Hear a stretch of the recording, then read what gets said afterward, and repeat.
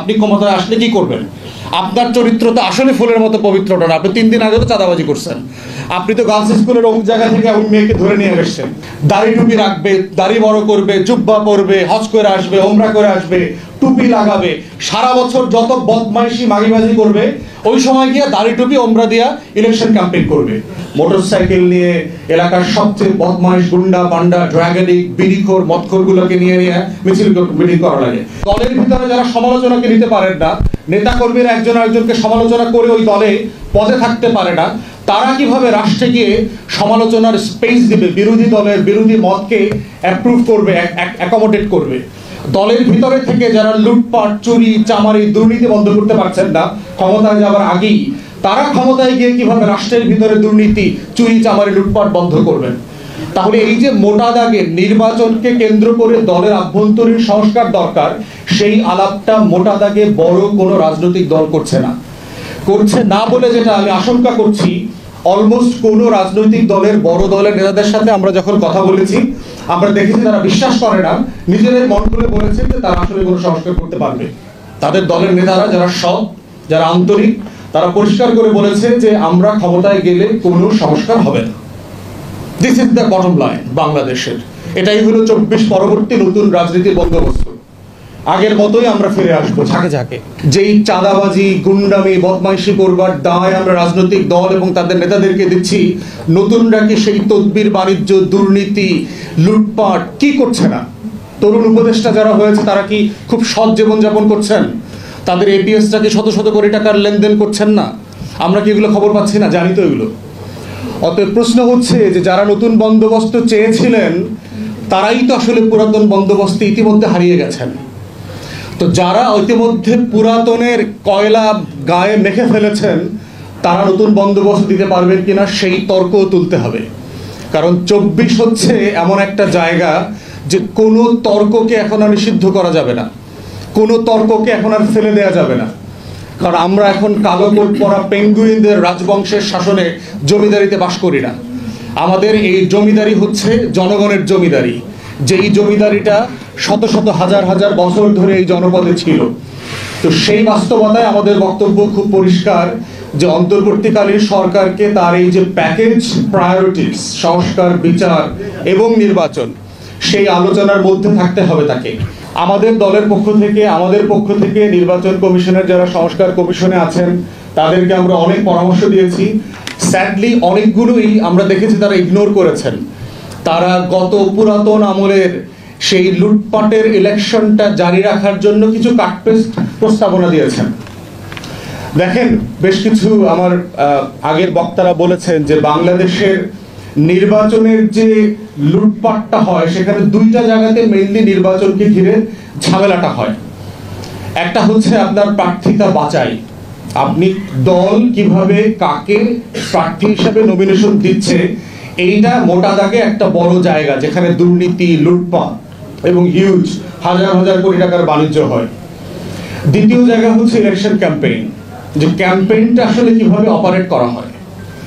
এখন দেখেন, আমরা সবাই জানি যে একটা ইউনিয়ন পরিষদের চেয়ারম্যান মেম্বার উপজেলা পরিষদের চেয়ারম্যান হওয়ার জন্য আপনার কোটি কোটি টাকা দলগুলোকে দিতে হয়েছে এর আগে, এবং এটা যে আগামীতে দিতে হবে না তার কোনো নিশ্চয়তার চরিত্রের পরিবর্তন আমরা এখনো দেখতে পাচ্ছি না। নিশ্চিত দিতে হবে, যেহেতু আওয়ামী লীগ মাঠে নাই এবং দলীয় টিকিট পাওয়া মানেই হলো বিজয় মাল্লা। তো এই বিজয় মালার জন্য এখানে লটারি গ্যাম্বলিংটা আরো বেশি হবে এখানে, কারণ এখানে আর কোনো কম্পিটিশনই নাই। টিকিট পাওয়ার সাথে সাথে আপনি বিজয়ী হয়ে গেছেন এটাই ধরে নেওয়া হবে। তাহলে সেইখানে দলগুলোর ভিতরে এত এত সংস্কারের ঘিরে দেখবেন বাংলাদেশের রাজনৈতিক দলগুলোর নিজেদের ভিতরকার আভ্যন্তরীণ সংস্কারের আলাপ নাই। যারা বলছে যে আমরা এত দফা দিয়েছি তত দফা দিয়েছি, আমরা এই সংস্কার চাই সেই সংস্কার চাই, তারাই দেখবেন নিজেদের দলের ভিতরে গণতন্ত্র নেতা নির্বাচন সমালোচনা সেগুলো নিয়ে তারা আলাপ তুলছে না। তারা সংবিধানের আর্টিকেল 70 নিয়ে খুবই কনসার্ন, তারা এটা সংশোধন করবেন, কিন্তু তার দলের পাড়ায় পাড়ায় মহল্লায় মহল্লায় যে হাজারটা আর্টিকেল 70 রয়ে গেছে সেটা নিয়ে তারা কনসার্ন না। তাহলে দলের ভিতরে আর্টিকেল 70 রেখে রাষ্ট্রে সংবিধানে আপনি আর্টিকেল 70 কিভাবে বদলাবেন? এটা তো সিম্পলি প্র্যাকটিক্যাল না। দলের ভিতরে যারা গণতন্ত্রের চর্চা করেন না তারা রাষ্ট্রে ক্ষমতায় কিভাবে রাষ্ট্রকে কিভাবে গণতন্ত্র দেবেন, দলের ভিতরে যারা সমালোচনাকে নিতে পারেন না, নেতা কর্মীরা একজন আরেকজনকে সমালোচনা করে ওই দলে পদে থাকতে পারে না, তারা কিভাবে রাষ্ট্রে গিয়ে সমালোচনার স্পেস দিবে, বিরোধী দলের বিরোধী মতকে অ্যাপ্রুভ করবে, অ্যাকোমোডেট করবে। দলের ভিতরে থেকে যারা লুটপাট, চুরি, চামারি, দুর্নীতি বন্ধ করতে পারছেন না ক্ষমতায় যাওয়ার আগেই, তারা ক্ষমতায় গিয়ে কিভাবে রাষ্ট্রের ভিতরে দুর্নীতি, চুরি, চামারি, লুটপাট বন্ধ করবেন। তাহলে এই যে মোটা দাগে নির্বাচনকে কেন্দ্র করে দলের আভ্যন্তরীণ সংস্কার দরকার, সেই আলাপটা মোটা দাগে বড় কোনো রাজনৈতিক দল করছে না বলে যেটা আমি আশঙ্কা করছি, অলমোস্ট কোনো রাজনৈতিক দলের বড় দলের নেতাদের সাথে আমরা যখন কথা বলেছি, আমরা দেখেছি তারা বিশ্বাস করে না, নিজেদের মন খুলে বলেছে যে তারা আসলে কোনো সংস্কার করতে পারবে। তাদের দলের নেতারা যারা সৎ, যারা আন্তরিক, তারা পরিষ্কার করে বলেছে যে আমরা ক্ষমতায় গেলে কোনো সংস্কার হবে না। This is the bottom line বাংলাদেশের। এটাই হলো 24 পরবর্তী নতুন রাজনীতির বন্দোবস্ত। আগের মতোই আমরা ফিরে আসবো ঝাঁকে ঝাঁকে। দ্বিতীয় জায়গা দেখেন যে আপনার মনোনয়ন হয়ে গেল, এখন ইলেকশন ক্যাম্পেইন। আমরা বলেছিলাম যে আমাদের পক্ষ থেকে যে ইলেকশন ক্যাম্পেইনটাকে টোটালি ইলেকশন কমিশনকে দিয়ে অপারেট করেন, স্পন্সর করেন। ইলেকশন ক্যাম্পেইনে মোটা দাগে কয়েকটা খরচ আছে। একটা খরচ হচ্ছে যে আপনার পোস্টার করতে হয়, ব্যানার করতে হয়, ফেস্টুন করতে হয়, লিফলেটিং করতে হয়, এই রোড শো করতে হয়, ঝাঁকে ঝাঁকে মোটরসাইকেল নিয়ে এলাকার সবচেয়ে বদমাইশ, গুন্ডা বান্ডা, ড্রাগনিক, বিড়িখোর, মদখোরগুলোকে নিয়ে মিছিল মিটিং করা লাগে। এবং কদিন পর এমনও হইতে পারে যে আমাকেও দেখবেন এগুলো করতেছি। সিম্পলি এটাই রিয়েলিটি, যে আমি 100 মোটরসাইকেল নিয়ে রোড শো করতেছি, আমার এখন টাকা নেই বলে করতে পারতেছি না। ইলেকশনে নামলে এগুলো আমারও করতে হবে। তখন আপনারা আবার বলবেন যে ভাই আপনি তো পারলেন না তো আলাদা হইতে। ভাই কয়লার ভিতরে কিভাবে আলাদা থাকবো? বাস্তবতা তো সেটা। তো সেই বাস্তবতায় বলছি যে আপনার এই টোটাল ক্যাম্পেইনটাকে যদি ইলেকশন কমিশন হোস্ট করে, যে একটা সিঙ্গেল পোস্টার হবে, ইলেকশন কমিশন নিজের টাকায় ব্ল্যাক অ্যান্ড হোয়াইট একটা পোস্টার করে দেবে, এক্স দলের নাম প্রার্থী মার্কা, ওয়াই দলের নাম প্রার্থীর মার্কা, এবিসিডি দলের নাম প্রার্থী মার্কা, একটা পোস্টার হবে। কোন দল, কোন প্রার্থী আলাদা করে পোস্টার করতে পারবে না। ইলেকশন কমিশন একটা পোস্টার করে দেবে সবাইকে, এবং এই একটা পোস্টার কোথায় সাটা হবে সেটাও ইলেকশন কমিশন লোকাল টিএনও ওসির মাধ্যমে স্পট ঠিক করবে, এবং তারা ডিসাইড করবে কোথায় কয়টা পোস্টার হবে। দ্বিতীয়ত হচ্ছে আপনার খরচের জায়গা হচ্ছে প্রচুর মিটিং করতে হয়, এই ওয়ার্ডে, এই ইউনিয়নে, অমুক জায়গাতে জনসভা, এটা সেটা। ইলেকশন কমিশন এবং লোকাল প্রশাসনের সহযোগিতায় কমন মিটিং হবে, একটা মিটিং হবে, একই মিটিংয়ে সব দলের নেতারা, প্রার্থীরা ওইখানে আসবেন, যেখানে প্রেসিডেন্সিয়াল ডিবেটের মতো করে হবে, একই প্ল্যাটফর্মে। এইটা local OC, local TNO, election commission কর্মকর্তারা এটা মডারেট করবেন, এটা হোস্ট করবেন। তাহলে যেটা হচ্ছে, এবং এটার খরচের জায়গাটাও তারা দেখভাল করবেন। তাহলে যেটা হবে যে প্রার্থীদের নির্বাচন কেন্দ্রিক চাঁদাবাজিটা বন্ধ হবে। লোকালি তার টাকা উঠাইতে হবে না, কারণ সে জানে যে আমার আসলে কোনো খরচ নাই। আমার পোস্টার করে দেবে ইলেকশন কমিশন, আমার ব্যানার করে দেবে ইলেকশন কমিশন, আমার বিতর্ক, আমার টাউন হল মিটিং, আমার ইউনিয়ন পরিষদের মিটিং, আমার গ্রামের বৈঠক, সবকিছু করে দেবে ইলেকশন কমিশন। এবং এইটা করবার মধ্য দিয়ে যেটা হবে যে আপনারা কমন বিতর্কের জায়গায় আসতে পারবেন, যে আসলে নাগরিকদের জায়গা থেকে এই হাত ধরা, পাও ধরা, বুকে ধরায় দেওয়া, খেতে নামা, কাদা মাখা, যত বাটপারি আছে আমাদের ক্যাম্পেইনে, কোনো ইস্যুজ নাই, খালি ইমোশনাল ব্ল্যাকমেইলিং আছে। দাড়ি টুপি রাখবে, দাড়ি বড় করবে, জুব্বা পরবে, হজ করে আসবে, ওমরা করে আসবে, টুপি লাগাবে, সারা বছর যত বদমাইশি মাগিবাজি করবে, ওই সময় গিয়ে দাড়ি টুপি ওমরা দিয়া ইলেকশন ক্যাম্পেইন করবে। এই বদমাইশি ক্যাম্পেইন বন্ধ করে হয়ে যাবে এগুলো দিয়ে। তাহলে ইলেকশন কমিশন যদি এটা অপারেট করতে পারে, তাহলে নাগরিকরা আসলে এম্পাওয়ার্ড হবে।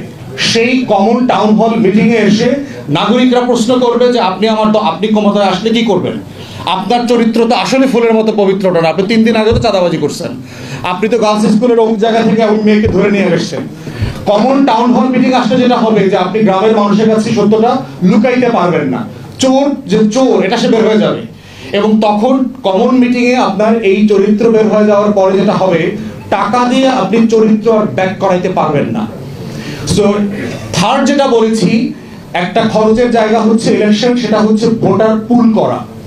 যে আপনার গ্রামে গঞ্জে যেহেতু ট্রান্সপোর্ট একটা বড় জায়গা, কৃষক মনে করে যে আমি 60 টাকা অটোতে দিয়ে ওই ভোট কেন্দ্রে যাব, আমার কি দরকার, ওই যদুর জায়গায় মধু আসবে, মধুর জায়গায় লাল মেয়ে আসবে, লাল মেয়ের জায়গায় সোনা মেয়ে আসবে। আমি আমার ক্ষেত খামারি করি। আমি পার্বত্য চট্টগ্রামে আপনার উপজাতিদের সাথে কথা বলে দেখেছি, তাকে 19 কিলোমিটার পাহাড় বেয়ে তার নিকটস্থ ভোট কেন্দ্রে আসতে হয়। কেন আসবে সে? পাহাড়ি পথ যদি 19 কিলোমিটার কাউকে পাড়ি দিতে হয়, হোয়াটস দ্য পয়েন্ট? এই রাষ্ট্র তাকে কি দিয়েছে এমন যে তাকে 19 মাইলের ঝড় ঝঞ্ঝা শীত গ্রীষ্মকে উজাড় করে দিয়ে তাকে একটা সিল দিতে আসতে হবে? তাহলে আমরা বলেছি, আমরা প্রস্তাব দিয়েছি যে মোবাইলগুলোকে মোবাইল ভোট কেন্দ্র করার জন্য, যেখানে মানে কস্ট ইনভলভ, সেখানে মোবাইল ভোট কেন্দ্রটাকে আপনি গ্রামে নিয়ে যান। আপনারা দেখেছেন যে বিশ্ব সাহিত্য কেন্দ্রের মোবাইল লাইব্রেরি আছে, আপনারা দেখেছেন বাংলাদেশের জিপিওর মোবাইল পোস্ট অফিস আছে, তারপরে হচ্ছে দেখবেন যে মোবাইল টয়লেট আছে, বড় বড় প্রোগ্রামে দেখবেন যে টয়লেট নিয়ে যায়, মোবাইল এটিএম মেশিন আছে, ক্যাশ মেশিন আছে, মোবাইল আপনাকে নিয়ে বিভিন্ন প্রোগ্রামে এটা সেট করে দিয়ে আসবে। তাহলে মোবাইল ভোটার কেন্দ্র হইতে পারবে না কেন একটা গাড়িতে? আপনার দেশ তো ডিজিটাল হয়ে গেছে অলরেডি। তো সেই জায়গায় আপনার যেটা দরকার, সিম্পলি একটা ল্যাপটপ দরকার, ইলেকট্রনিক ডিভাইস দরকার এবং সিকিউরিটি দরকার। এটাকে সামনে পিছনে যারা সিকিউর করবে, এটিএম মেশিনের মতো। এবং দেখবেন বড়লোক এলাকাতে এই সমস্যাগুলো আছে, বড়লোকরা কিন্তু ভোট দেয় না, কারণ সে মনে করে যেই আসুক সবাইকে চিনি, ফোন করে বলে দিব আমার তদবির হয়ে যাবে, ভোটে আমার কিছু যায় আসে না। তাহলে এক্সট্রিমলি পুয়ার এবং এক্সট্রিমলি রিচ এই দুইটা শ্রেণী কিন্তু ভোট দেয় না। তাহলে আপনি বড়লোক পাড়ায় যদি এটিএম মেশিন নিয়ে যান, এটিএম মেশিনের মতো ভোটের কেন্দ্র নিয়ে যান, সে বিল্ডিং থেকে নিচে নেমে এসে ভোটটা দিয়ে দিবে, বিরক্ত হবে না, সেই ওইদিনকার সময়টা নষ্ট হয়েছে এটা সে মনে করবে না। তাহলে মোবাইল ভোট কেন্দ্রের মাধ্যমে যেটা করতে পারি, এই যে অটো পাঠানো, বিকাশে টাকা পাঠানো, নগদে টাকা পাঠানো, ফুসপানি দেওয়া, দুপুরবেলা বিরিয়ানি খাওয়ানো, আইনা, খালা, মামা, চাচি, আমি দেখছি মুরব্বীদেরকে ভ্যান গাড়িতে শোয়া নিয়ে আসে, দেখবেন ভোট কেন্দ্রে সিম্পলি বালিশ দিয়ে শোয়া নিয়ে আসে, এরকম ভোট কেন্দ্রে যাওয়ার দৃশ্য আমি দেখেছি। কি দরকার? এবং আমি বিভিন্ন জায়গায় নির্বাচিত প্রতিনিধিদেরকে জিজ্ঞাসা করেছি, যদি আপনি ফুসপানি না খাওয়াইতেন, যদি নগদ বিকাশ না দিতেন, যদি গাড়ি না পাঠাইতেন, কত শতাংশ ভোট আসতো? অধিকাংশ নির্বাচিত প্রতিনিধিরা বলেছে 10 থেকে 20% বেশি বাংলাদেশে ভোট পড়তো না। This is a reality. তাহলে বাংলাদেশ রাষ্ট্রের ভোটের সমস্যা নির্বাচন রিসার্ভ না, এখানে ভোটার নাই। এখানে আপনার তালিকাতে 12 কোটি 20 লাখ 12 কোটি 45 লক্ষ মানুষ আছে, কিন্তু চিন্তার ভোটার এখানে নাই এদেশে। তাহলে বাংলাদেশ রাষ্ট্রের সংস্কারের জায়গাটা হচ্ছে এদেশের বাসিন্দাদেরকে নাগরিক বানানো এবং এদেশের তালিকাভুক্ত ভোটারদেরকে চিন্তার ভোটার বানানো, যারাই শুধুমাত্র ব্যালটে গেলে পরে দেশ বদলে যাবে, ভালো প্রার্থী নির্বাচিত হবে। ধন্যবাদ সবাইকে। সালাম আলাইকুম।